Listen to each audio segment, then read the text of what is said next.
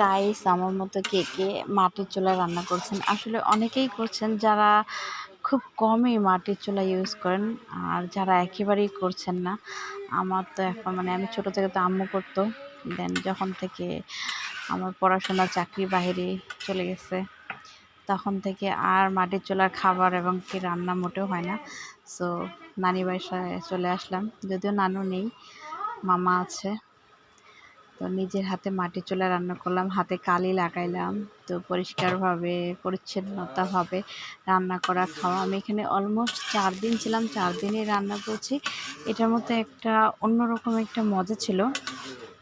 সবচেয়ে ভালো লাগছে যেটা, খাবারটা খুব সুস্বাদুকর ছিল।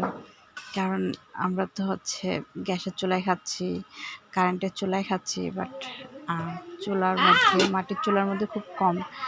আমি মনে হয় এই বছরে এই এই খাইলাম। আমার জন্য এটা অনেক আনন্দকর। আশা করছি আরও এভাবে সময়